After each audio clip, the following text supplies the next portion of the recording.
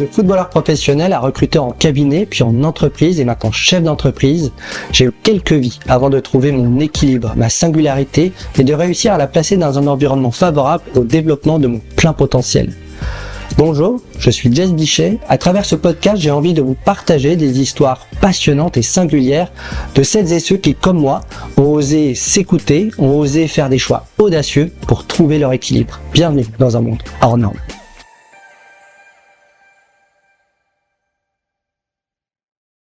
Bonjour à tous, bienvenue dans ce nouvel épisode de Hors Norme. Je suis aujourd'hui avec Damien Voisard. Salut Damien. Salut Jess. Comment vas-tu ? Très bien. Très bien. Ouais. On s'est levé tôt ce matin. Parce un peu tôt, mais ça va. Quelle heure ? Il est 8h30. Ouais, non, ça va. On a ça plein va de forme, plein de ouais. Bon, en tout cas, merci d'avoir accepté mon invitation. Est-ce que tu peux te présenter succinctement et ensuite j'enchaînerai avec la question pour lancer l'épisode. Je m'appelle Damien Voisard, j'ai 48 ans. Ouais. Et je suis un investisseur et aujourd'hui dans une des grandes banques privées françaises. Donc, Du marché. Du marché français, exactement. Ok. Et je gère le patrimoine de grandes fortunes. Privé. Privé, exactement. Merci. Et alors, du coup, pour lancer l'épisode, je pose toujours cette question. Est-ce que tu avais imaginé une seule seconde imaginé. Je me rends compte parce que la dernière fois, je me rends compte que le dernier épisode là, que je suis en train de sortir, je dis imagine au lieu d'imaginer. Bon, bref, pardon.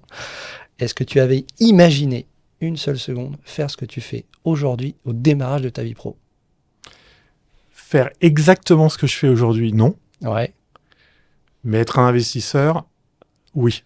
Ok. Alors là, tu fais partie des rares personnes qui me disent que déjà, enfant ou... Enfin, tu vas nous raconter, mais en tout cas jeune, tu envisageais déjà ça. C'est assez rare pour moi d'avoir ça. C'est assez rare autour de moi aussi. Ok. Mais t'as envisagé ça vers quel âge ? Vers l'âge de 15 ans. Ah ouais, à peu près. C'est précoce. Ok. Ouais, en fait, j'ai eu la chance d'avoir une marraine qui me faisait visiter pas mal de choses et elle m'a fait visiter la Bourse de Paris. Ouais. Et j'ai trouvé que l'environnement était assez passionnant et j'ai essayé de comprendre ce que c'était vraiment. Et quand plus je creusais le sujet, plus je me dis tiens, ça m'intéresse. C'est sympa. Ouais, ça m'intéresse. Qu'est-ce que tu as vu à la Bourse de Paris qui t'a marqué comme ça à vie ? En fait, à l'époque, aujourd'hui, une bourse, c'est que des ordinateurs. Hein, donc, il n'y a plus rien de très spécial à une bourse. Ce qu'on voit à la télé, à Wall Street, c'est trois gars, c'est du marketing, en fait. Hein. À l'époque, il y avait encore le marché à la criée. Et c'était à Paris, il n'y avait plus que ce qu'on appelait le matif, c'était les marchés à terme. Et donc, on voyait les traders autour de la corbeille qui passaient des ordres d'achat et de vente. Okay. Et j'étais assez fasciné par le courage qu'il fallait pour prendre une décision d'achat ou de vente avec de l'argent. Ah ouais. Et donc, je me suis intéressé au sujet. Et plus je m'y intéressais, plus je rencontrais des gens intéressants. Et donc, assez vite, j'ai su que je voulais aller dans le monde financier, dans le monde de l'investissement. Après, on regarde différentes choses, mais ouais. Et du coup, ce moment-là aura un impact sur tes études ? Complètement. Complètement. Tu vas faire un choix très précis, en tout cas pour devenir investisseur. Oui, exactement. La question que je me suis posée assez vite, c'est quelles sont les études qu'on doit faire pour devenir investisseur et j'avais la chance, j'ai vu un orientateur et il me dit, Damien, tu peux être ingénieur, tu peux faire une école de commerce. Et en fait, les deux pouvaient me mener à ce genre de métier. Donc, j'avais pas envie de faire de la physique toute ma vie, donc je me suis plutôt orienté vers l'école de commerce, mais c'était pour faire des métiers d'investisseur. Du coup, en 3 secondes, quelle étude tu as faite du coup ? Ouais. J'ai fait une école de commerce qu'on appelle de province, qui aujourd'hui s'appelle Neoma. À l'époque, ça s'appelait... c'est Reims et Rouen. À l'époque, c'était fusionne. l'ESC Rouen, Subdeco Rouen. Et ensuite, maintenant, ça a fusionné avec Reims. Donc maintenant, c'est une beaucoup plus grande école. Et puis après, j'ai fait un MBA à l'INSEAD quelques années plus tard. Donc, des études assez classiques, en fait, dans tout ça. Et tu démarres ta carrière pro ? À quel moment ? Chez qui ? Ouais. Et tu faisais quoi ? Je démarre ma carrière pro. Alors, on fait un certain nombre de stages dans ces écoles. Donc,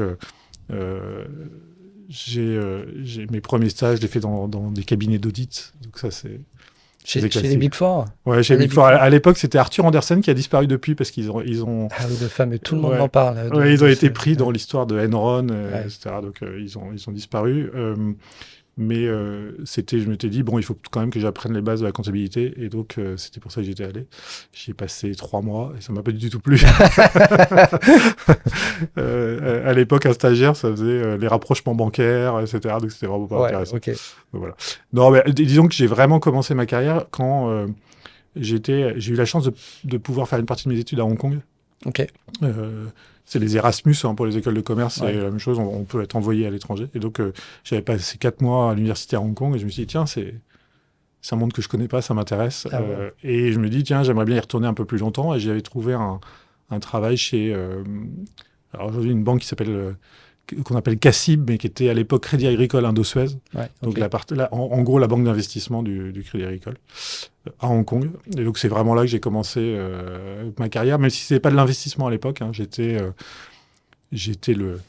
un des piou-piou là, du CEO de la banque en Asie. Et donc, dès qu'il y avait un petit projet à faire, j'étais là pour l'aider. Et ce qui était intéressant, c'est qu'il y avait la grande crise asiatique de 97 et toutes les banques, là, c'était en 2000. Donc, les banques étaient encore en train de compter leurs pertes, les créances, ce qu'on appelle les créances douteuses, donc les créances qui n'ont pas été remboursées par les entreprises, etc. Donc j'ai travaillé sur ce genre de projet, par exemple.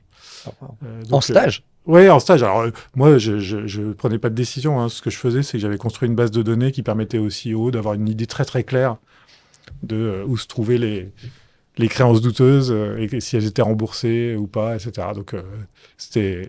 Mais c'était facile de trouver un stage comme ça, depuis la France, à l'époque, pour aller à Hong Kong? Ouais, figure-toi, je me rappelle plus du tout comment j'ai trouvé ce stage.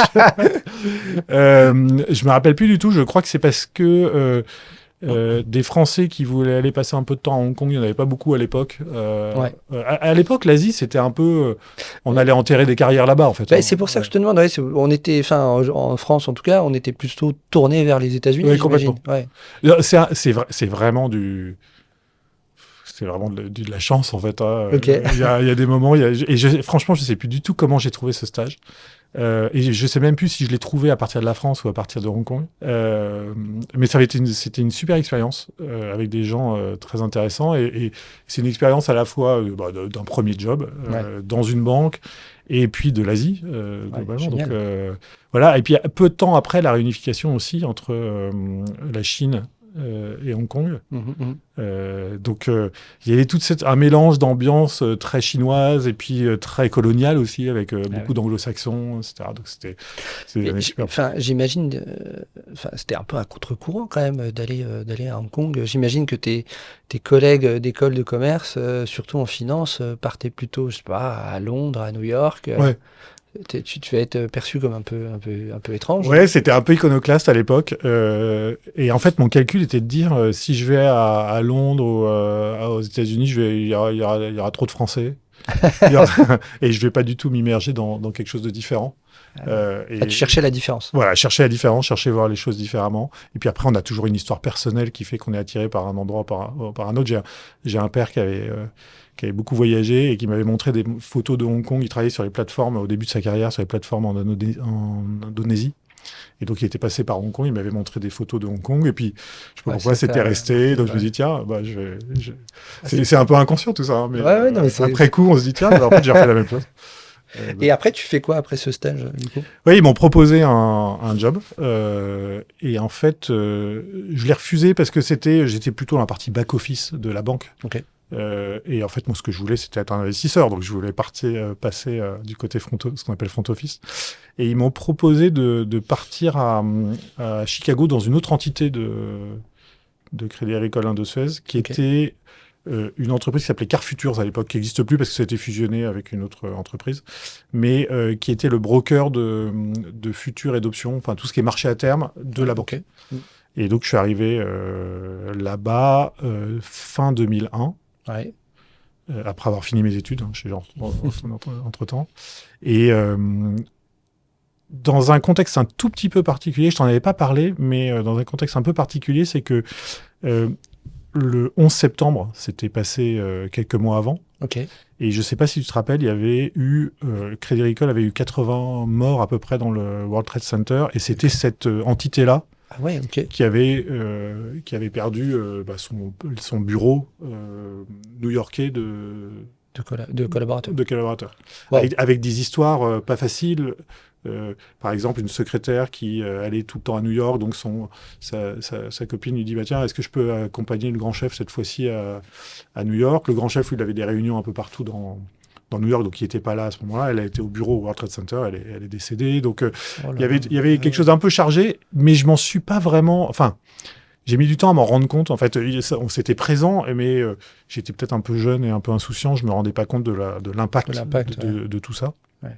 Ce que ça avait eu comme impact pour moi, c'est que mon visa avait été reporté un certain nombre de temps avant de l'obtenir. Donc j'étais arrivé en décembre plutôt qu'arrivé l'été, je crois, ou en septembre. Et donc là, je travaillais, oui, avec une toute petite équipe qui faisait ce qu'on appelle les produits structurés. Donc c'est des produits financiers pour les hedge funds. Ok. À Chicago, il y a des hedge funds un peu particuliers qui traitent que sur les marchés à terme. Ok, d'accord. Et donc j'ai travaillé dans cet environnement-là qui était absolument fascinant. Et je suis toujours en contact avec mon ancien patron, qui est un ami maintenant. Mais là, un peu comme le choix de Hong Kong, Chicago, bon, j'imagine encore une fois, tes collègues de promo n'avaient pas forcément dans l'idée d'aller à Chicago. Pareil, les hedge funds aujourd'hui, c'est quelque chose de commun qu'on entend souvent, mais à l'époque, c'était pas si commun que ça de travailler pour les hedge funds. Ouais, non, c'était des entités qui n'étaient pas très connues. Ouais, en fait, ça date depuis les années 70, hedge fund. En fait, c'est des petits fonds d'investissement hyper autonomes qui, à l'époque, prenaient plus de risques que les autres, en tout cas, qui avaient des meilleures performances que les autres, avec des gens qui étaient qui avaient suffisamment confiance en leur capacité d'investisseur pour convaincre des investisseurs, en général privés, de leur faire confiance pour investir de l'argent. Et puis, ils ont été connus après donc 2000, tu as eu l'éclatement de la bulle Internet. 2001, tu as eu le 11 septembre. Et ensuite, tu as eu des marchés financiers qui ont été compliqués jusqu'en 2003, à peu près. D'accord. Et pendant cette période-là, alors que tout le monde perdait de l'argent, tout le monde souffrait, les hedge funds, eux, ont gagné de l'argent. Et donc, à partir de ce moment-là, les investisseurs se sont dit, il y a peut-être un truc là. Et c'est vrai que moi, j'ai eu la chance de travailler avec ces gens-là assez très tôt. En fait. Alors, en tant que prestataire de service. Mais ce qui est intéressant, c'est que la personne avec qui je travaillais, qui est quelqu'un de brillant, a rejoint un de ces hedge funds pendant que moi j'étais là-bas. Et donc il m'a expliqué un peu comment ça se passait de l'intérieur, etc., etc. Et ensuite lui-même a créé son propre hedge fund. Okay. Donc c'est un monde que je connais très bien. Que je connais plutôt bien. Ouais. Et tu vas y rester combien de temps du coup à Chicago? J'y suis resté presque 2 ans. Ouais. Et à l'époque, j'étais la première cohorte ou la deuxième cohorte qui faisait ce qu'on appelle un VIE. C'était un bon moyen de partir à l'étranger facilement. Et donc, à la fin de mon VIE, je suis rentré en France pour aller vraiment trouver un travail qu'on dit avec un CDI. Ce qui est le deal quand on part en VIE. Ensuite, on rentre en France pour amener ses compétences. Et donc là, j'ai rejoint ce qu'on appelle un fonds de hedge fund, c'est-à-dire un fonds d'investissement qui investissait dans les hedge funds. Ok. Donc je suis resté dans ce milieu du hedge fund et d'ailleurs j'étais recruté parce que j'avais une très bonne connaissance des hedge funds aux États-Unis et c'est devenu ma spécialité. Okay. Alors comme 80% des hedge funds sont aux États-Unis, j'avais beaucoup de choses à regarder. Okay. Mais c'était une période que j'ai fait ça dans ma carrière de tout début 2004 à 2012. Donc ça a été assez long. 2004 à 2012, mais là, t'es dans quel pays à ce moment-là? Alors, 2004, je suis à Paris. Ouais. Alors, en fait, j'ai toujours aimé, moi, les petites structures. Et c'était une toute petite structure. Je crois que j'étais le numéro 15. Alors, peut-être que j'étais le numéro 18 ou... voilà, avec un patron charismatique, visionnaire, qui avait créé cette entité très tôt. Je crois qu'il l'avait créée en 86 ou 87. Donc, d'accord. Très tôt. Et ça commençait vraiment à décoller à ce moment-là. Et donc, notre travail, c'était de trouver des hedge funds, des talents, en fait. À la base, c'est des investisseurs de talent qui étaient capables assez tôt dans leur carrière, donc de leur faire confiance assez tôt, et puis d'accompagner leur performance pendant des années. Ok. Et donc ça, c'était l'objectif de notre travail. Donc on était un peu comme des nicheurs de talent que tu dois bien connaître. Mais c'est quoi un investisseur de talent? C'est une bonne question. C'est quelqu'un d'extrêmement brillant. C'est pas vrai du tout. Autrement, avec des polytechniciens comme investisseurs, ce sont des gens qui ont une intelligence normale. On imagine toujours des espèces de génies. Là, c'est pas du tout le cas. Alors, c'est de plus en plus le cas quand on touche à la technologie et ce qui est les tendances actuelles. Mais à la base, c'est des gens qui ont une capacité analytique assez importante, mais qui ont surtout, à mon avis, il y a deux choses. Ils ont surtout la capacité d'utiliser leur capacité analytique, qui est la structure de leur investissement, mais leur capacité créatrice aussi. D'accord. Parce qu'en fait, un bon investissement, en fait, on peut investir dans tout. C'est-à-dire que des opportunités... le champ des possibles est large. On peut investir dans un immeuble, on peut investir dans une action, on peut faire... le champ est très large. Alors la réalité, c'est qu'ils n'ont pas tous des champs très larges.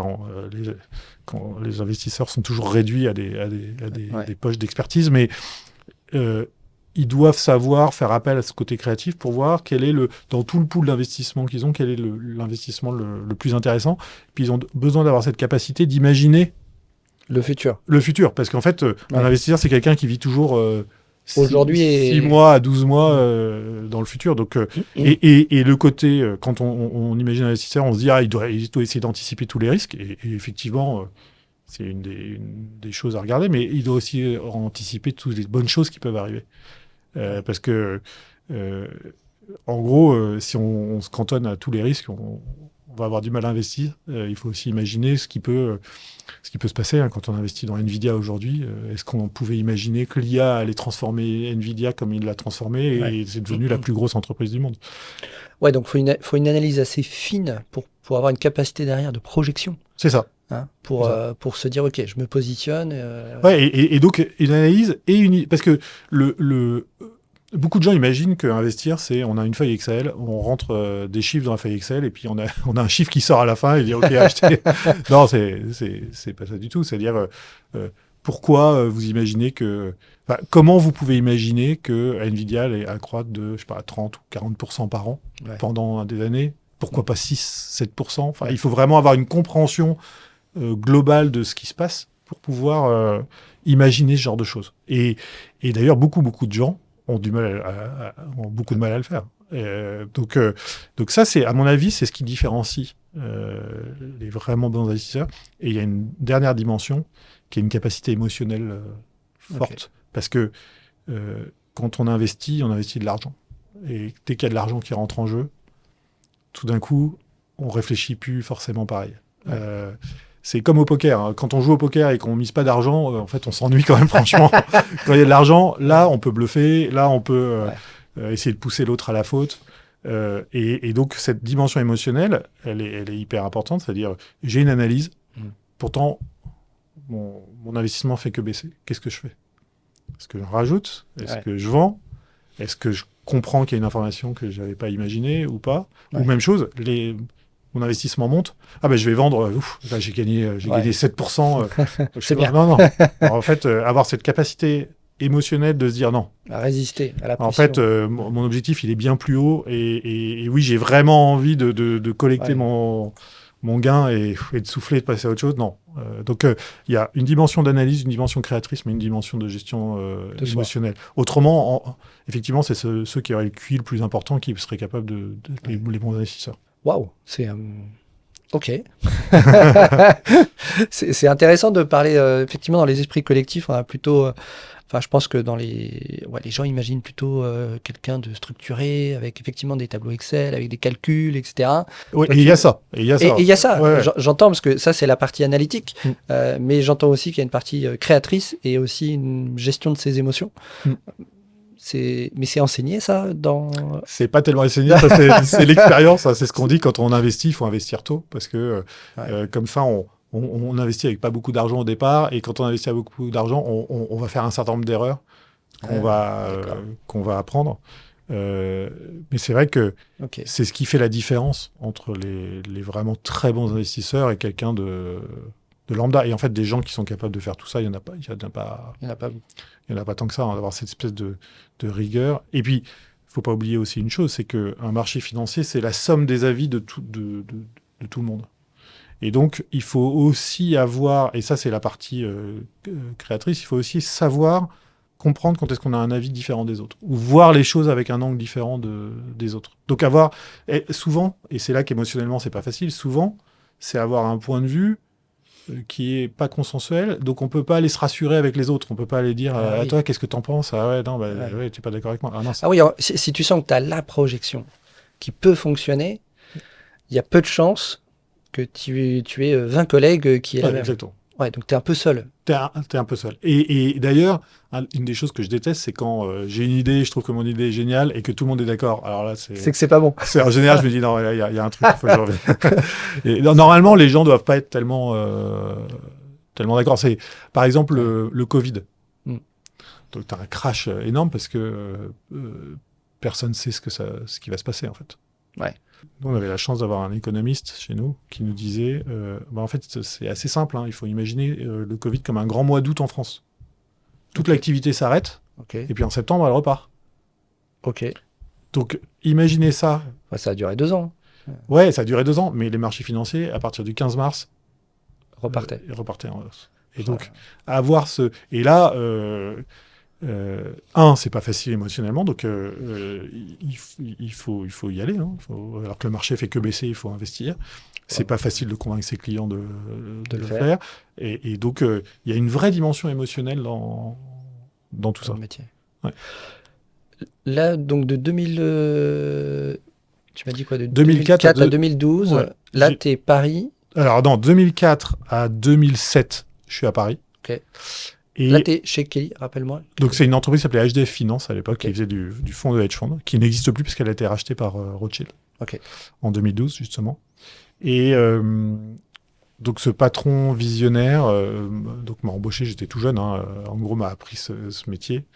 Et il nous faisait tous un peu peur parce qu'il y avait des yeux bleus perçants. Et donc, quand on rentrait dans son bureau, pour nous, c'était un monsieur. Donc, mais il prenait le temps, dès qu'il y avait des sujets, des questions, il nous appelait dans son bureau, il disait, viens, on va revoir le cas d'investissement, etc. Donc, c'était plus qu'un patron distant, c'était un mentor. Et j'ai eu la chance qu'en 2007, donc ça faisait 3 ans que j'étais dans cette entreprise, ils me disent, Damien, voilà, on réfléchit à ouvrir un bureau aux États-Unis.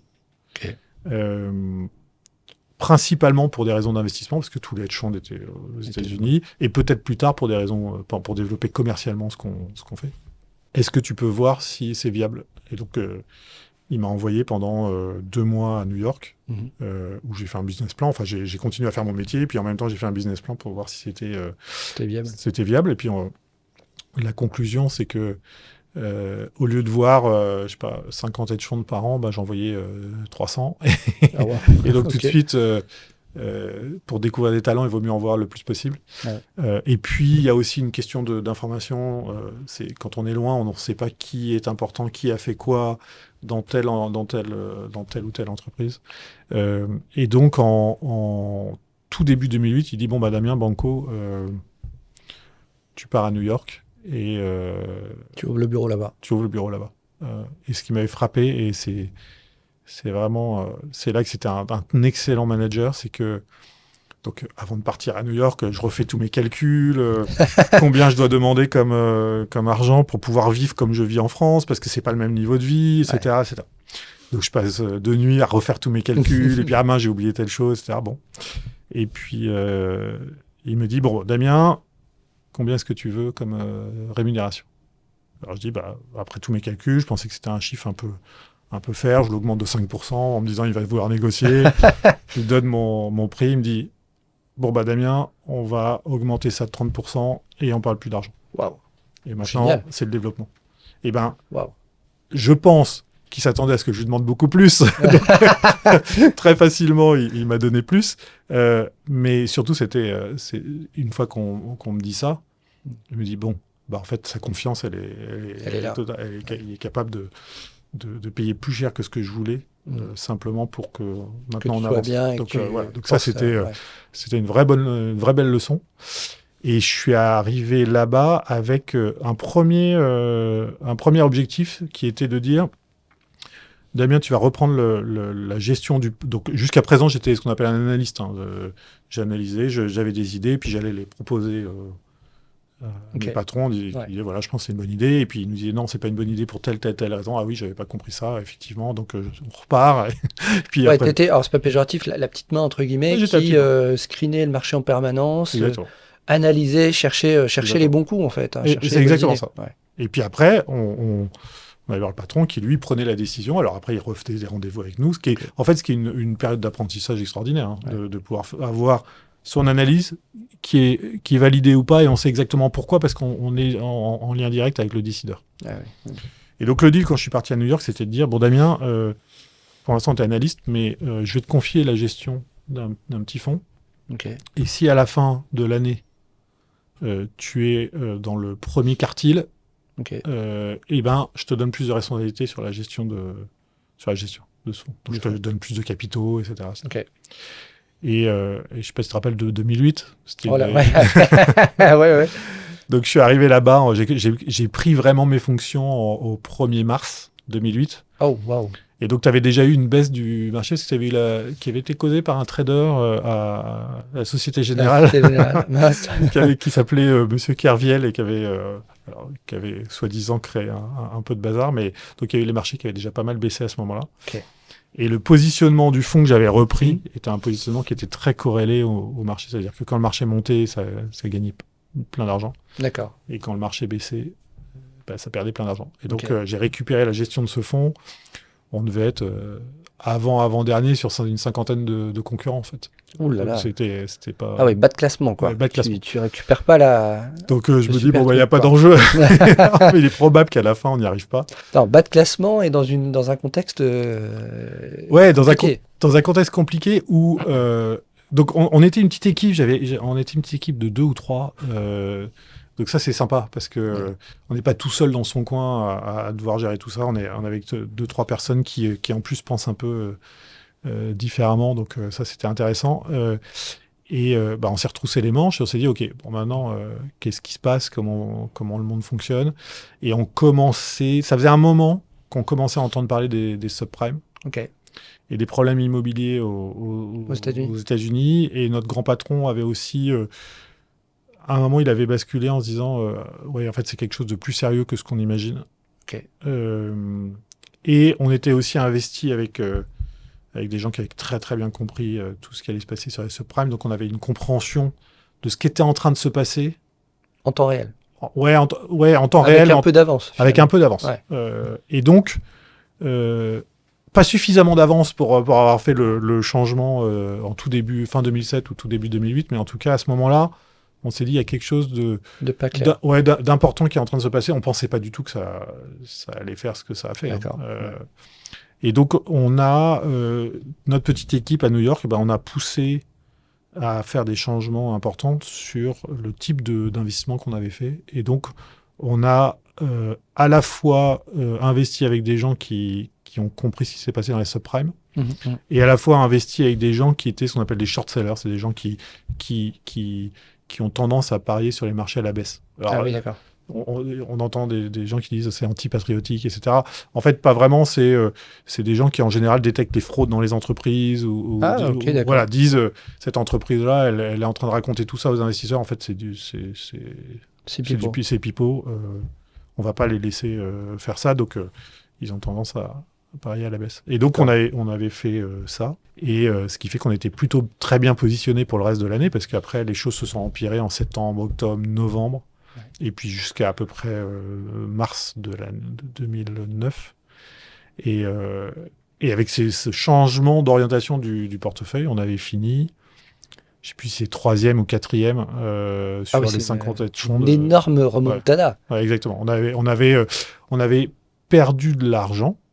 Quand même, mais je crois qu'on avait dû perdre, alors j'ai plus les chiffres exactement en tête, les gens qui ont travaillé avec moi me diraient mais non, c'est n'importe quoi, c'est pas ça, mais ça devait être entre 8 et 13%, dans cette zone-là à peu près. Les marchés à l'époque avaient perdu 50%, enfin c'était colossal. C'était colossal. Donc on s'en est très très très très bien tiré. Mais c'est incroyable. Tu arrives à New York, tu ouvres le bureau de New York, vous êtes une toute petite équipe, vous êtes 3-4, etc. Parce qu'il y a cet excellent travail de recherche et d'analyse, vous comprenez dans quel sens va aller le marché, et du coup, vous passez de la presque 50e place à la 3e Ouais. face à des mastodontes. Ouais, exactement. C'est incroyable. Je pense que c'était... C'est l'histoire du petit poussé du championnat Ouais, de France voilà, de foot, quoi. c'était un peu ça. C'était un peu ça. Ce qui était, enfin, il y a toujours un certain nombre de facteurs qui font qu'on prend ce genre de décision. Hein. Ouais. Effectivement, on avait investi avec des fonds qui avaient compris ça. Donc déjà, nous, on avait au départ, enfin, pour être franc, j'avais du mal à comprendre quand ils nous en parlaient en 2006-2007. De quoi ils parlaient exactement. Puis tout ce qui est subprime, quand on vient de France, on comprend pas. Donc on avait dû faire pas mal de travail dessus. Donc ça nous avait forcé à comprendre. Et donc une fois que les choses se mettent en place, on dit bah tiens, ils ont raison. Donc c'est vraiment ça qui est en train de se passer. Et puis on avait un grand patron qui avait aussi vécu des grandes crises dans sa vie de financier, et donc qui avait compris que les choses pouvaient aussi empirer. Donc nous, on s'était dit bon allez, on avait pris en fait presque le plus dur à ce moment-là, c'est de dire bon bah on y va quoi. On y va franchement. Et ça, c'est pas quelque chose de simple à faire dans des fonds qui ont des clients institutionnels. On bouge pas les choses comme ça. Donc ça, c'était une bonne décision. Et Là, tu parlais d'émotionnel tout à l'heure. Émotionnellement parlant, là, ça devait être costaud quand même, au vu de la situation. Ouais. Les clients devaient devenir dingues. Bah, en fait, alors la chance qu'on avait, c'était on était en deuxième ligne, c'est-à-dire que quand nous on investissait dans le hedge fund qui investissait dans le marché. Ah oui, d'accord. Mais effectivement, Vous n'aviez pas les clients en direct. Oui, alors nous on avait nos propres clients. Okay. Donc, en direct, oui, qui nous demandaient ce qui se passait. Donc nous, on allait voir les hedge funds en disant bon, les gars, vous en êtes où? Ouais, d'accord. Et donc, mais on avait une dose de stress. Je me rappelle très bien, il y avait des journées, on perdait 10%, le lendemain, on regagnait 7%, le lendemain, on était à moins 13%, etc. Et en fait, émotionnellement, c'était dur pour nous, hein, parce qu'on se demande toujours si on prend les bonnes décisions. Et puis, pour les gérants de hedge funds, c'était extrêmement dur. Nous, on les appelait régulièrement. Donc, si nous, on les appelait, on imagine que tous les clients les appelaient. Donc, ils devaient gérer la bataille plus les clients qui veulent savoir ce qui se passe dans des moments de crise extrême. Et donc ça, c'est pas simple. Et puis, on a vu, c'était une telle volatilité, des tels mouvements qu'il y a certains gérants de hedge funds qui étaient des gens qui avaient une carrière assez importante derrière eux, qui étaient physiquement malades, de stress en fait. Ah ouais. Et qu'on n'arrivait pas à joindre parce qu'ils étaient... Ils étaient à bout. Ils étaient à bout. Wow. Donc ça c'était... c'était assez particulier. Il y a des gens qui étaient vus comme des espèces d'énormes stars, qui ont perdu des sommes absolument colossales. Donc, on a vécu tout ça. Alors, quand on est dedans... T'as vu des stars comme ça, des marchés, tu vois, qui gagnent, effectivement, qui avaient une notoriété, qui gagnaient beaucoup d'argent reconnu sur la place, et la crise des subprimes passe, et ils sont plus rien. Peut-être pas plus rien. Si, alors il y en a qui ont fermé boutique. Clairement et simplement. Ouais. Okay. Mais j'en ai un, moi, ce qui m'a le plus marqué, c'est un géant qui s'appelle Dan Loeb, qui est pas très connu en France, mais qui est très connu aux États-Unis, et qui avait la spécialité à Wall Street d'être un peu le Robin des Bois de Wall Street, c'est-à-dire qu'il écrivait des lettres au vitriol aux chefs d'entreprise qui faisaient pas ce qu'ils devaient faire, aux concurrents aux hedge funds qui étaient concurrents qui lui piquaient ses analystes, et tout ça était public. Donc il y avait une espèce d'arrogance dans ce qu'il disait. Et il avait ultra transparent sur ce qu'il pensait. Alors je sais pas si c'était ultra transparent, mais en tout cas quand il écrivait ses lettres quand il était pas content, et tout le monde était au courant. D'accord, ok. C'était un personnage. Enfin, c'est un personnage. Et il avait une forme de stratégie d'investissement qu'on appelle net long, c'est-à-dire qu'il était toujours très investi sur les marchés, avec des paris très concentrés dans des entreprises. Et forcément, en 2008, il a perdu beaucoup, beaucoup d'argent. Et dans ces moments-là, les investisseurs, c'est le côté émotionnel, et en général, au pire moment, paniquent et retirent leur argent. Okay. C'est en gestion privée, avec les clients privés, on appelle ça les grands brûlés de 2008, c'est-à-dire c'est des gens qui avaient de l'argent, qui ont perdu beaucoup d'argent, qui ont tout retiré au pire moment en se disant je reviendrai plus tard. Et en fait, après, le marché rebondit, et puis ils ont juste perdu leur argent, ils n'ont jamais... Donc, Lui, il a connu ça. Il a connu des gens. Vous appelez ça dans le milieu les grands brûlés. Les grands brûlés, ouais. Oh là là. C'est ceux qui arrivent pas à émotionnellement tenir, À tenir. la volatilité. Hein. Et Oh donc, là là. Ok. et eux, c'est vraiment eux qui perdent, en fait. Hein. C'est ceux qui craquent. Et lui, il a eu dû avoir des clients qui ont craqué.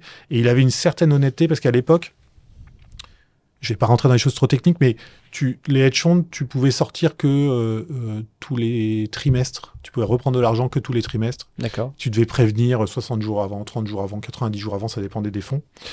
Et tu avais la possibilité de mettre ce qu'on appelle des gates. Des gates, c'était de dire, quand il y a trop de gens qui sortent leur argent, Ok. je les bloque. Je les empêche de sortir. Donc il y a plein de fonds qui ont fait ça. Waouh. Ça a été un des grands scandales de l'époque. Les hedge funds ont bloqué l'argent de leurs clients. Et après, nous, on s'est dit, tout cela, ils peuvent se brosser pour qu'on réinvestisse. Non. Après, les gens ont oublié, ça n'a eu aucun impact sur ceux qui ont investi, ce qui est moralement un peu douteux, certains de ces fonds travaillent encore. Ouais, exactement. Ah ouais, ils ont bloqué carrément des clients. Ils ont bloqué, ils leur ont dit on vous rendra l'argent au fur et à mesure, un peu plus tard, dont c'était dit moralement, c'est honteux. Attends, je me mets à la place des clients. Ah bah. Ça devait être la folie, quoi. C'était la folie. Et puis, au fur et à mesure, ils ont refait de la performance et donc les gens ont oublié. Donc, c'est là où le côté n'est pas toujours très, très moral. Mais en tout cas, cet investisseur-là, lui, il avait rendu l'argent à ses clients. Donc, les actifs avaient vraiment bien diminué. Et je me rappelle qu'en 2009... dans ce monde-là, tu sais, tu as des grandes conférences qui sont organisées comme du speed dating, en fait. D'accord. Goldman Sachs, Morgan Stanley, etc., qui sont les brokers de tous ces fonds-là, organisent des énormes conférences, en général en Floride. Normalement, c'est l'hiver, donc à New York, donc Ils vont en Floride. tout le monde va en Floride. Et tu vois dans la journée 10 hedge funds et tu passes 20 minutes à essayer de voir un peu quelles sont leurs stratégies. Tu as 8 investisseurs autour de la table et puis tu discutes. Et en général, tu vois les nouveaux fonds qui se lancent tout juste, ou tu vois des fonds qui marchent pas bien du tout, et qui n'ont jamais vraiment décollé, etc. Mais tu vois jamais les stars.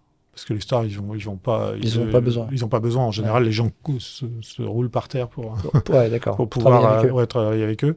Et lui, Dan Loeb en particulier, moi je l'ai vu à une de ses conférences, tout seul. Alors en général, c'est des gens qui ont des équipes, hein, ils ont leur chargé de relations investisseurs, ils ont des analystes, etc. Donc on les voit, ils ont leur analyse senior, on lui dit allez toi tu vas aller faire les conférences investisseurs, c'est chiant. Et lui il était là. Il était là, il avait. En gros, dans votre milieu, il était retourné, pas en bas de l'échelle, mais au début de l'histoire, quoi. Ouais. Alors que c'était quelqu'un qui était très connu pour un peu l'arrogance de ses lettres publiques. Ouais. Il avait perdu beaucoup d'argent pour ses investisseurs en 2008. Il a eu beaucoup de gens qui avaient repris leur argent. Ouais. Et puis il repartait. Là, passe-moi l'expression, il retournait au cul du camion, quoi. Exactement. Wow. Et quand je l'ai vu faire ça, je me suis dit, dis donc, le type, il a du courage. Parce que c'était pas quelqu'un qui était un peu planqué dans son fond, etc. Et tout le monde savait qu'il était bon, mais bon, on n'en parlait pas. Lui, c'était quelqu'un qui était très public. C'est hyper intéressant comme exemple, parce qu'il a joué, il a perdu, mais il a aussi l'honnêteté de rendre l'argent à ses clients, et puis ensuite, in fine, de retourner au cul du camion et y aller, quoi. Alors que certains ont mis, comme tu dis, des gates, ils ont bloqué l'argent d'honnêtes gens, enfin, qui, voilà. C'est incroyable. Moi, c'est des gens que j'admire, ça. Ouais. En fait, c'est des gens qui... Dans les marchés financiers, en tant qu'investisseur, on ne gagne pas tout le temps. On se trompe, les choses sont très complexes. Donc, mais cette capacité à se dire, oui, je me suis trompé, j'ai pas réussi, en fait, j'y retourne. Et puis, je vais redemander aux investisseurs de me faire confiance. Wow. Et puis, l'investisseur, il dit, bon. Ouais. Et aujourd'hui, je crois que c'est quelqu'un, je n'ai pas suivi parce que j'ai un peu changé d'univers, très concrètement, mais je pense que c'est à nouveau quelqu'un qui a beaucoup de succès sur sa carrière, et tant mieux en fait. Tant mieux aussi déjà. C'est un good guy quoi en fait. Oui, il a à un moment, ça a été compliqué. Je pense qu'il a appris sa leçon, mais. Pour en revenir à toi, en tout cas toi, tu es aux US à ce moment-là, vous faites une remontada avec ton équipe de dingue. Vous avez senti le vent tourner, donc finalement la crise des subprimes, vous avez plutôt gagné que perdu, ce qui est assez fou. Parce que pareil, dans les esprits collectifs, Des fois, on se dit, quand je discute avec des gens, on se dit, ouais, tout le monde a perdu. Ah non, en fait, il y a des gens qui Ouais, ont alors on gagné. a un peu perdu. Disons qu'on a perdu beaucoup moins. Là où on a perdu quand même, c'est que dans ces moments-là, personne n'est vraiment gagnant parce que il y a toujours des investisseurs qui perdent quelque part. Donc, toi, tu as des clients, ces clients ont perdu ailleurs, et en fait, ils ont besoin d'argent, et donc ils reprennent de l'argent chez toi. Donc même si tu as fait une meilleure performance que les autres, ils vont dire bon bah merci, c'est heureusement parce que en fait vous nous avez permis de gérer les choses, mais j'ai perdu trop d'argent, il faut que j'en récupère pour. Voilà. Donc en fait, d'une certaine façon, tu perds en fait dans ces grandes crises. Et puis là c'était quand même la grande crise financière. Hein. Dans ces grandes crises, il n'y a pas beaucoup de gens qui gagnent. Les seuls qui ont vraiment gagné, c'est ceux qui ont un. Enfin, ces grands hedge funds, il y a quelques hedge funds. Tu vois le film The Big Short? Oui, bien sûr. Voilà, c'était les gens avec qui je travaillais, c'est-à-dire je les ai côtoyés ou rencontrés, etc. Mais ça, ces gens-là, ils avaient vraiment... Ouais, les personnages du film, toi, tu as connu la version réelle, quoi. Ouais, exactement. Et j'ai connu aussi l'histoire avant qu'ils gagnent, en fait. Hein, et c'est pas simple, hein, parce qu'au début, il faut qu'ils mettent tout ça en place. Donc, eux, ils ont vraiment gagné, en fait. Après, la question, c'est, quand on a réussi à gagner comme ça, de façon incroyable à un moment, est-ce qu'on arrive à le répéter? On parle souvent d'un investisseur qui s'appelle Michael Burry. On en a reparlé récemment, qui est...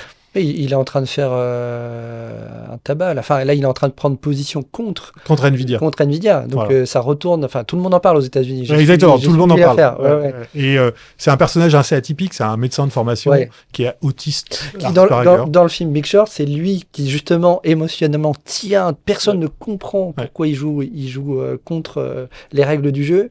Et il se fait, il rafle la mise à la fin. Et moi, je me rappelle de copains qui étaient investisseurs avec lui, qui avaient douté pendant des années, parce que je crois qu'il a commencé à shorter les subprimes en 2005. Ah, waouh. Oui, donc 2005, 2006, 2007, enfin, c'est long. Hein. Ah ouais, c'est long. Long pour convaincre. Voilà. Avant que... Et après, il a réussi, donc c'est devenu une légende. Ouais.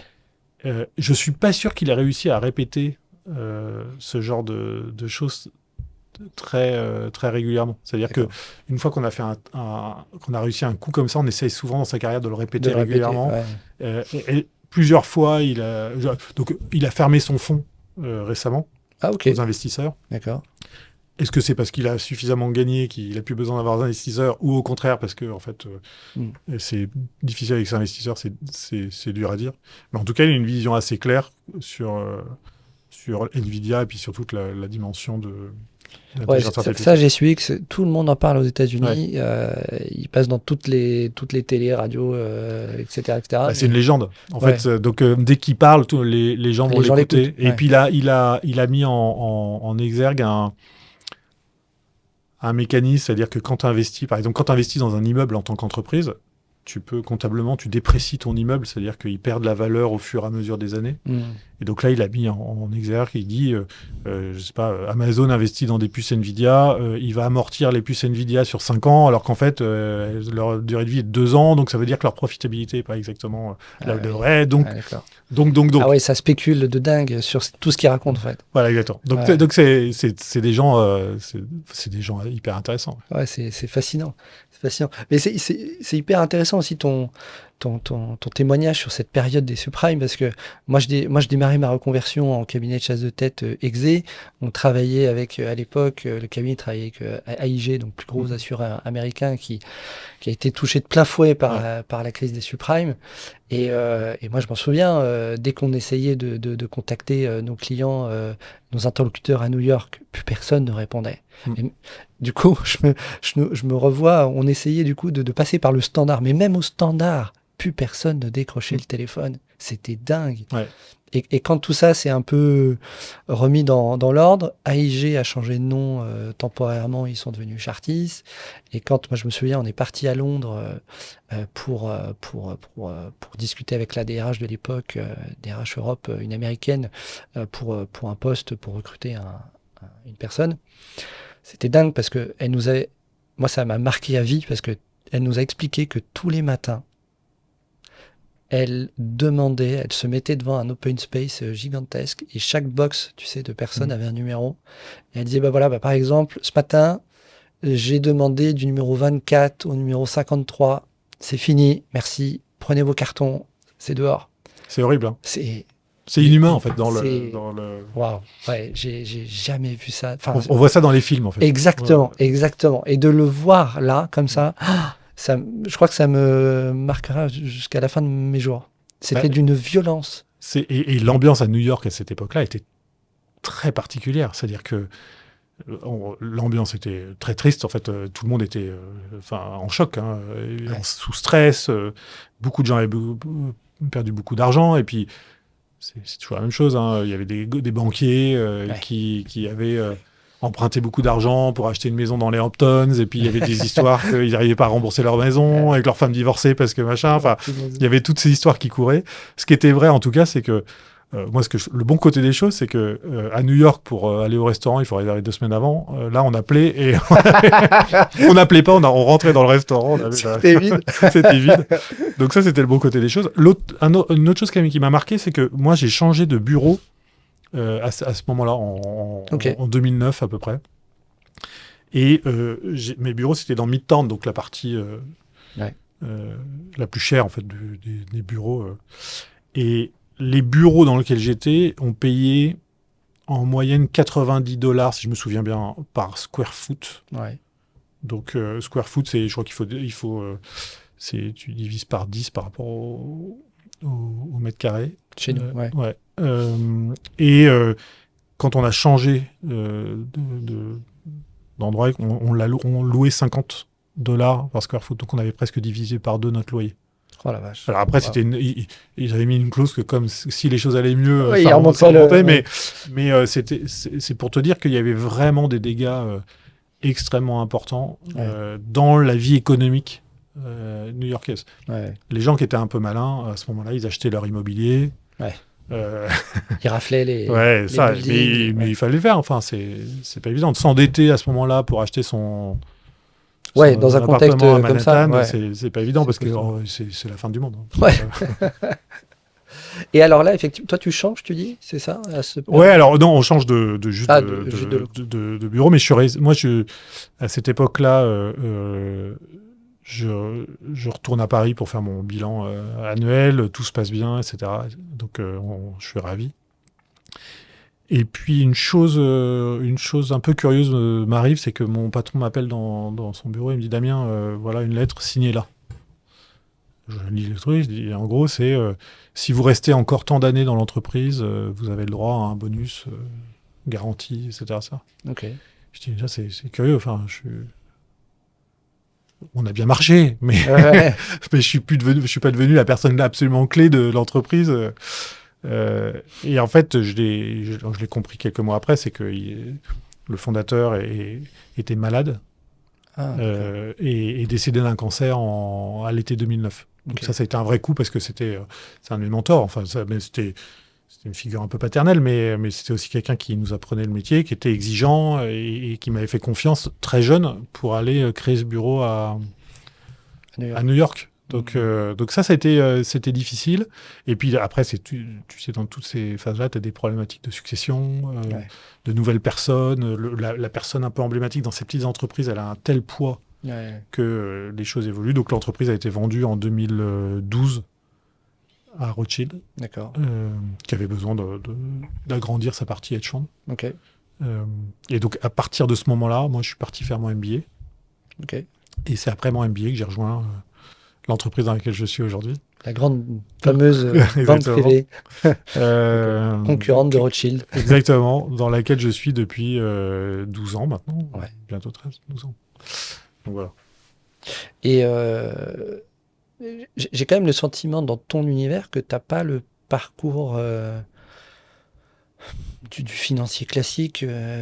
Tu vois, ce que je te disais, tes petits copains, ils partaient certainement à Londres, à New York. Toi, tu vas à Hong Kong. Ensuite, tu vas à Chicago, dans le monde du hedge fund. Enfin, tu fais ton petit bonhomme de chemin pour ensuite arriver dans une... c'est la façon dont je le perçois, tu me dis si je me trompe, mais... Et c'est pas péjoratif, hein, mais que in fine, tu rejoins une banque privée classique, un peu plan-plan, où Ouais, qui était en train de se transformer à ce moment-là, ouais. Alors voilà, ça t'attire parce qu'il y a plus que... Bah, alors, je vais te refaire mon parcours. MBA, Hong Kong, New York, hedge fund, grande clientèle privée, c'est un parcours assez classique. Hein, quand tu, Comme c'est vu comme ça, c'est assez classique. Mais c'est vrai que à l'intérieur de tout ça, dans le monde des hedge funds, j'étais plutôt là au moment où ça a vraiment commencé à exploser. Ouais, c'est ça, c'est ce que je comprends quand je t'écoute. Tu es à l'émergence, tu vois l'émergence des hedge. Ça. Oui, oui, exactement. En fait, c'était vraiment le moment où ils ont commencé à être. Je suis rentré dans cet univers au moment où ils ont commencé à avoir pignon sur rue en se disant tiens, c'est intéressant pour dans un portefeuille d'avoir ce genre d'investissement parce que ça apporte des choses différentes. Je ne sais pas si je l'ai perçu aussi clairement à ce moment-là. Oui, parce que il y a quand même une partie de un peu de chance. Hein. On m'envoie à Chicago en me disant tiens, il y a un truc intéressant là-bas, va voir. Donc c'est aussi les personnes que tu rencontres, mais c'est vrai que j'ai eu cette chance-là à ce moment-là. Et, en fait, tu as quand même des grands cycles de vie sur tout ça. C'est-à-dire que le hedge fund, pendant longtemps, c'est des francs-tireurs, hein, des gens très autonomes, très indépendants, qu'on ne connaît pas beaucoup, mais que les grandes familles très riches connaissent et vers lesquelles elles vont parce que c'est des gens de grand talent. Mais il n'y en a pas beaucoup. Il réussit à faire des choses extraordinaires à un moment où les choses sont difficiles pour tout le monde. Donc tout le monde se dit, tiens, faut travailler avec lui. Voilà. Et puis ça donne comme il y a de l'argent qui veut s'investir dans ce domaine, ça donne l'envie à plein de gens qui n'auraient pas osé faire ça, de lancer leur hedge fund. Donc il y a une multiplication des hedge funds. Donc on avait besoin de gens comme moi pour faire le tri en fait dans tout ça. Donc il y a eu cette émergence du hedge fund. Et puis ensuite, une fois que les choses sont bien comprises, parce que nous, notre avantage compétitif, c'est quoi ? C'est qu'on repérait les talents tôt, avant tout le monde. On pouvait investir dans ces fonds avant qu'ils ne puissent plus prendre d'argent. En fait, on était les premiers à investir. Comme aujourd'hui, quand tu investis dans une start-up, tout le monde ne peut pas investir. Si tu es un des premiers, tu gagnes. Donc, c'était un peu notre avantage compétitif. Et puis, au fur et à mesure que tout cet univers-là est bien connu et s'institutionnalise, tout d'un coup, c'est plus aussi intéressant. C'est plus aussi fun que ça. Ouais, exactement. On n'est plus dans un monde où tu vas chercher la performance. On est maximum. On est dans un monde où tu veux une performance régulière, sécurisée, stable, et c'est plus la même chose. Ce que je perçois de la banque privée, de la gestion privée, c'est que je suis aussi arrivé à un moment. Donc, moi, j'ai fait mon MBA. Je me dis, ok, je veux toujours être un investisseur. On peut le faire de plein de façons différentes.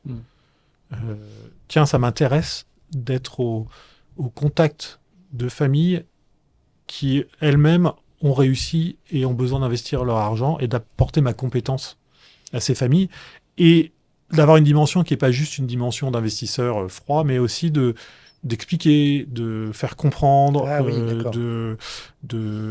Tu voulais pas juste à ce moment-là, tu dis tiens, je veux pas juste investir, je veux aussi transmettre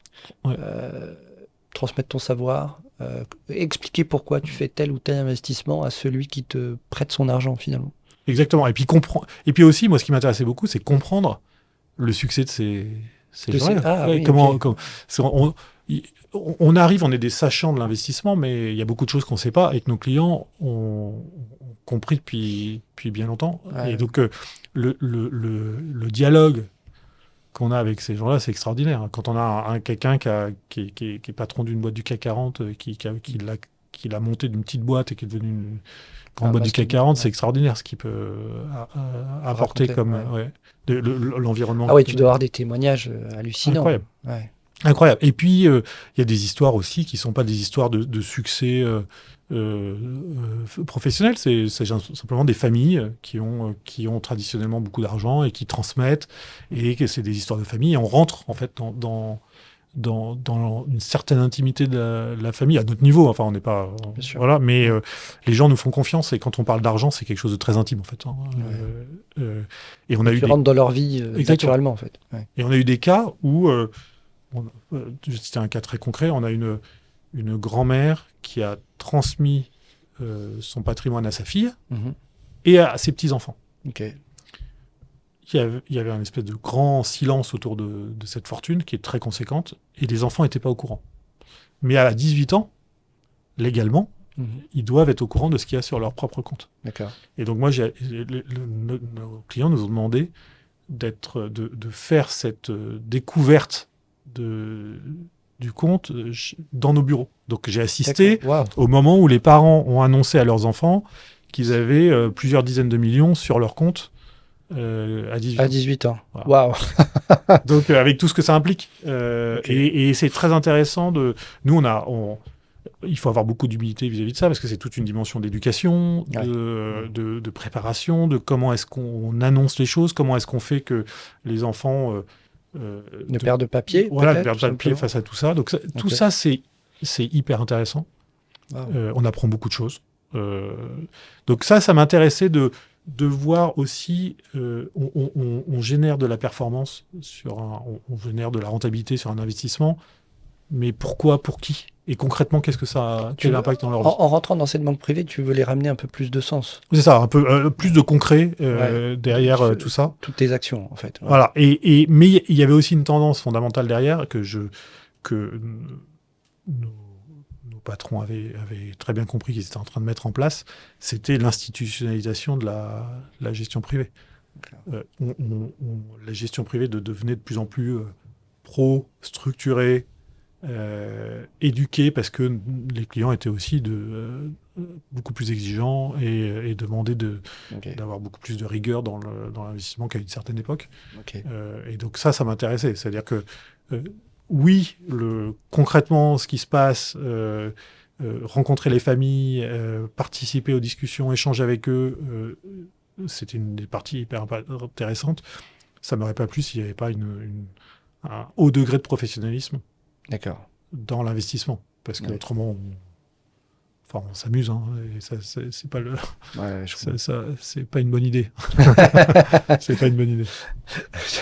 De laisser trop le champ à un financier, c'est pas une bonne idée. Non, c'est pas une question de choix, mais c'est de dire investir, c'est quelque chose de tellement compliqué. Et pas d'investir une fois, hein, de temps en temps, on a tous fait des bons coups, mais d'investir régulièrement, tous les jours, et d'arriver à en tirer une rentabilité qui est satisfaisante, ça c'est compliqué. Et il y a des moments où ça va très très bien, des moments où ça va un peu moins bien. Ce que tu dis, gagner le championnat une fois c'est bien, mais le gagner tous les ans, ou en tout cas d'être dans le top 5, exactement. Ça c'est du professionnalisme. C'est exactement ça. Et avec une nature de client qui évolue aussi. Au début, on avait des clients qui étaient des gens qui... Quand tu dis au début, c'était il y a une dizaine d'années. Et ce qui était le cas avant moi, hein, d'ailleurs. Parce que moi, je suis arrivé... les gens qui travaillent autour de moi sont dans le métier de la banque privée depuis plus longtemps. Depuis longtemps. Donc c'est pour ça que je suis un peu différent effectivement des autres. C'est que je viens dans ce métier-là par des chemins qui sont des chemins complètement différents dans ce monde. De la banque privée. Exactement. Et donc... au départ, c'était les gens qui avaient fait fortune, c'est des gens qui avaient fait fortune lentement. Hein, j'ai monté mon entreprise progressivement, elle a fructifié, puis à 55 ans, je l'ai vendue, et donc je sais tout le travail que j'ai mis dans cette entreprise avant d'en profiter. Je suis une famille, j'ai eu la chance d'hériter, mais j'ai vu aussi que cet héritage a progressé pendant des années, et je suis très attentif à mon train de vie. Tout ça s'inscrit dans un temps long. Aujourd'hui, et donc, on n'avait pas l'immédiateté de la performance. C'est-à-dire que si une année, on gagne, 10%, l'année d'après, on gagne 2%, mais l'année d'après, on gagne 20%, c'est pas un sujet. Aujourd'hui, il y a une immédiateté qui correspond à la société dans laquelle on vit aujourd'hui. Hein. On a l'immédiateté de l'information, l'immédiateté de tout, du coup de fil, etc.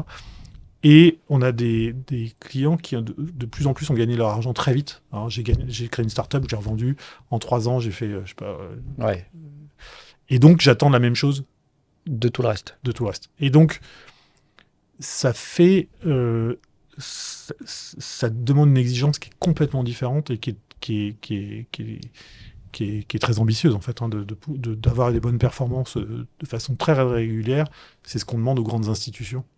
De faire ça. Donc les banques privées ont dû s'adapter. Et toi, ça ne doit pas tant, en tout cas sur le champ de la compétence ou des réflexes à avoir, à te surprendre, puisque c'est tout ce que tu as vécu à Chicago, à New York. Toi, finalement, tu étais déjà prêt finalement à ce type.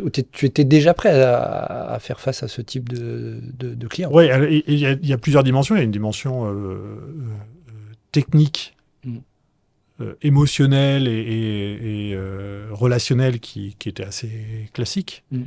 Le type d'investissement évolue. L'investissement dans un hedge fund et l'investissement dans une banque privée, c'est pas la même chose. L'investissement dans une banque privée, c'est fait pour permettre au patrimoine de ne pas perdre en pouvoir d'achat dans 20 ans. En fait, le temps de la banque privée, c'est un temps long.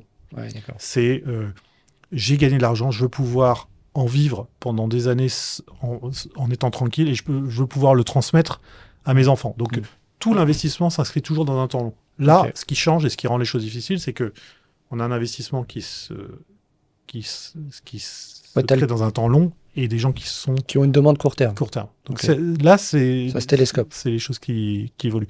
Warren Buffett, qu'on connaît tous, disait le problème des investisseurs aujourd'hui, c'est qu'ils veulent pas devenir riches lentement. Ouais. Et lui, il a toujours dit, en fait, ça doit se construire au fur et à mesure. Si on a besoin d'immédiateté pour investir, en fait, ça rend les choses beaucoup plus compliquées de faire une performance exceptionnelle si on doit investir à très court terme. Alors, en gros, les bons investissements, et ça se joue dans le long terme. Dans le temps long. Les meilleurs investissements que j'ai faits, je suis arrivé dans mon entreprise actuelle. J'ai dit, mais comment ça se fait qu'on n'ait pas d'entreprise technologique américaine ? Ah ben, on va investir dans Amazon, Apple, Google et Facebook à l'époque. Bon, ben, on est toujours investi dans Amazon, Apple, Google et Facebook. On voit la performance que ça a pu donner. Il y a eu des moments où ça a fluctué, mais c'est des entreprises qui ont évolué de je suis une entreprise qui a des serveurs pour le cloud à je suis l'entreprise absolument essentielle pour que l'intelligence artificielle se passe.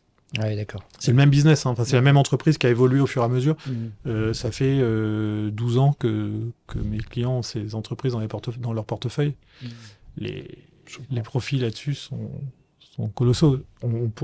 Quand tu es à court terme, tu vas dire, OK, j'ai gagné 30%, allez, tu suis pas l'évolution de l'entreprise, tu t'inscris pas dans... Donc c'est quelque chose, c'est une mentalité, une approche un tout petit peu différente. Ouais, non, mais je comprends. Donc voilà.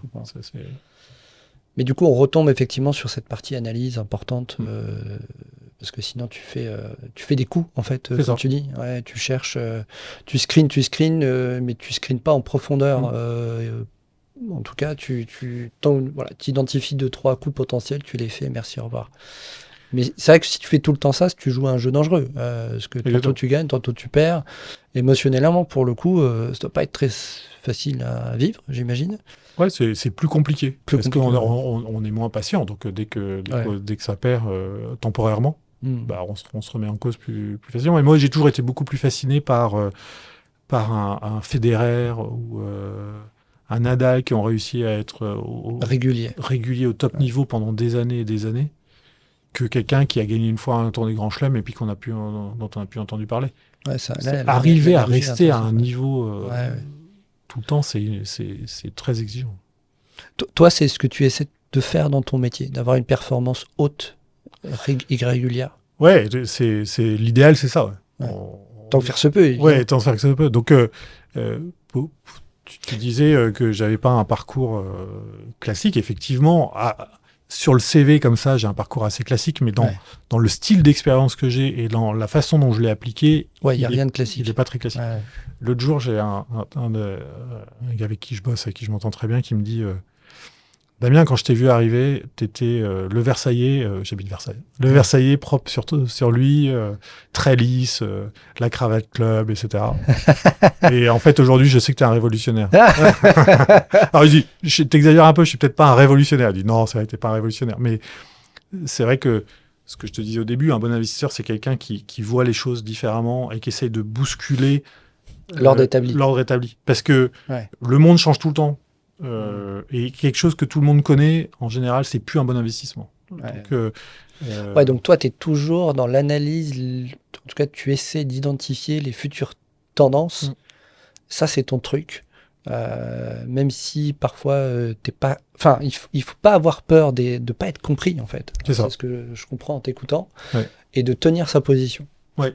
Et ça, c'est finalement, effectivement, t'as pas besoin d'avoir fait des études ou ceci ou ça. Ça, c'est humain. Ouais. C'est de la créativité, c'est de la sensibilité, et c'est assumer une posture qui s'avérera bonne ou pas. Ça, l'avenir le dira, mais voilà, faut être serein émotionnellement, en tout cas. Bah, la phrase est pas de moi, hein, mais c'est un investisseur, c'est celui qui a des convictions très fortes, mais qui est capable de changer d'avis très vite.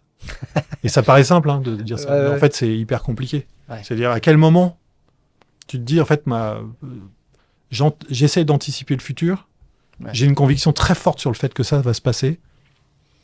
Mais à quel moment je me dis, oh non, en fait, je me trompe. En fait, je passe à autre chose. C'est pas bon. Le parallèle que tu fais avec Federer et Nadal, là, dans ce que tu viens de dire, c'est très sportif finalement. Tu dois tout le temps arriver au bureau en te disant je ne sais pas. Je sais, mais je ne sais pas. Je sais des choses. Je sais comment fonctionnent beaucoup de choses. Ma banque privée, certains marchés que j'observe, que j'analyse tous les jours, etc. Et en même temps, il ne faut pas que je me fasse leurrer par ma connaissance. Parce que peut-être que je ne sais pas. C'est ça, en fait. C'est exactement ça. C'est très proche du sportif de haut niveau, hein, l'investissement. C'est tellement complexe, il y a tellement de compétition de gens très intelligents, de technologie, etc., que en fait, on ne peut pas ne pas exiger de soi-même autre chose que la performance maximum. Je me rappelle d'un moment où j'ai eu un débat avec d'autres personnes. C'était, on avait fait une année exceptionnelle. Ouais. Vraiment, mais au-dessus de nos espérances et de tout ce qu'avait fait tout le monde. Et je regarde les chiffres et on est en réunion, donc on est plutôt satisfait de nous-mêmes. Et puis je dis, mais en fait, ce chiffre-là et ce chiffre-là, ça va pas. En fait, on a une bonne performance, mais la volatilité qu'on a dû avoir pour... l'amplitude des mouvements qu'on a eu pour avoir cette performance, c'est trop important. C'est pas satisfaisant. En fait. Okay. Et là, on me dit, Damien, t'es chiant. Hein. En fait, t'es toujours critique, tu peux pas te réjouir. Je dis, si, je me réjouis, il y a pas de problème, mais... Ah oui, d'accord. Mais ça, il faut pas qu'on s'endorme parce que ça, c'est moyen. Donc un investisseur, c'est ça. Tu fais un puzzle, mais ton modèle change tout le temps. Le monde est tellement complexe que, en fait, ce que tu crois qui est vrai à un moment évolue parce que tu as d'autres acteurs. Ouais, dis encore une fois, peut-être autrement, effectivement, l'investisseur, en tout cas, si demain je rencontre un investisseur qui a trop de conviction et qui est trop serein sur ses positions, faut peut-être que moi je réfléchisse à deux fois en tant que client à collaborer avec lui, en fait. Mais c'est tout le paradoxe. Hein. C'est que si j'arrive vers toi et que j'arrive pas avec une conviction très forte, oui, tu vas douter. Ouais. Mais donc, en fait, il faut avoir une conviction très forte. Okay. Mais il faut savoir... Il faut laisser entendre que ça peut changer. Que ça peut changer. Et puis parfois, on est là trop tôt. Hein. Là, aujourd'hui, ça fait 2 ans que je parle de robotique à tout le monde. Et là, j'ai des clients qui, par exemple, disent « Ah, Damien, je sais pas si tu as entendu parler de toutes les problématiques de robotique. » Je dis « Bah si, je t'en parlais il y a 2 ans. » Donc là, j'étais un peu tôt. Mais voilà. Ouais, quand même, faut avoir le courage d'avancer seul quand même. Hein. En fait, on essaye de créer des collectifs d'investissement parce que pour éviter de prendre qu'il y ait des risques trop importants pris. Mais la réalité, c'est que même dans un collectif, tu dois amener quelque chose à toi, en fait, qui t'appartient. Ouais. Ouais. Et en fait, dans des équipes d'investissement, tout le monde n'est pas investisseur. Il y en a qui ont le même métier que moi, mais qui ne sont pas des investisseurs.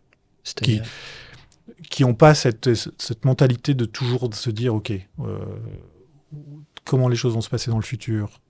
Est-ce que mes investissements sont les bons aujourd'hui ? Qui, entre guillemets, et c'est pas péjoratif, se contentent d'assurer la rentabilité du minimum syndical à son portefeuille. C'est ça. En fait, c'est pour moi, être un investisseur, c'est un état d'esprit avant tout. C'est-à-dire que tu peux le faire en banque privée, en hedge fund, en investisseur immobilier, en investissant dans des startups. C'est d'abord un état d'esprit. c'est d'abord une façon de voir le monde, de réfléchir dans le futur.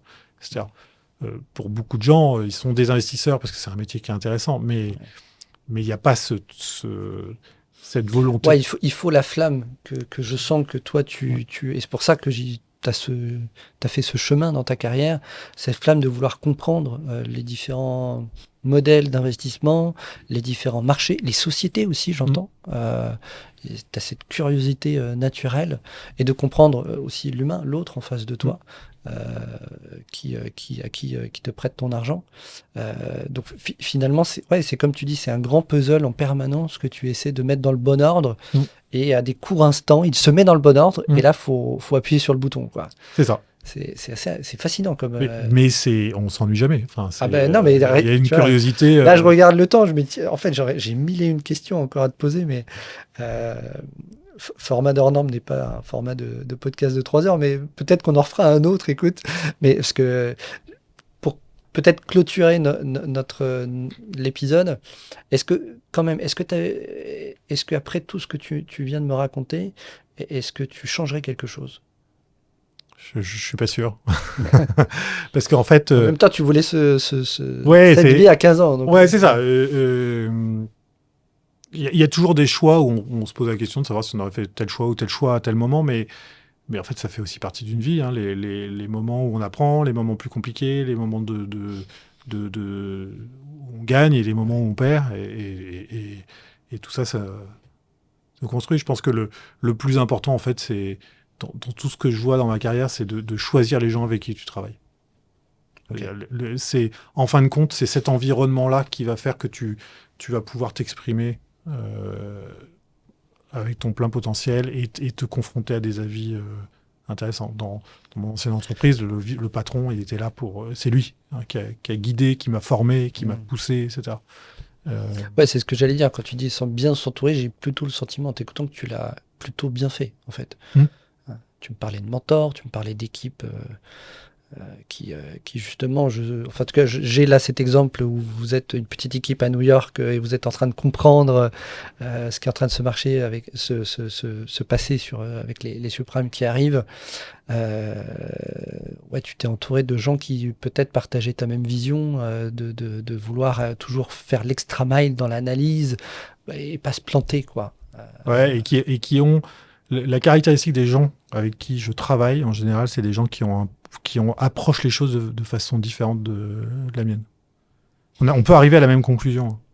Oui, ça c'est une discipline que toi tu te mets, toujours dans l'idée de je dois faire attention à ce que je sais et peut-être que je ne sais pas, donc il est important pour moi de m'entourer de gens différents.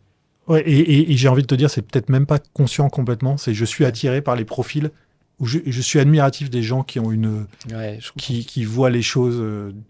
Je me dis, c'est dingue ce qu'il me dit. Moi, c'est fou ce que tu me racontes parce que, tu vois, je pense que si je demandais à ma mère l'image qu'elle a d'un financier comme toi, d'une grande banque privée, je pense qu'elle pourrait me décrire des gens tous en costume cravate qui ont plus ou moins tous le même parcours, la même école, et en fait, et des gens pas forcément super inclusifs. Je pense que c'est plutôt comme ça elle me le raconterait. Et en fait, tu es en train de me dire que non, il y a de l'émotion, il y a de la créativité, tu as cet instinct de t'entourer de gens très différents, et tu n'es pas...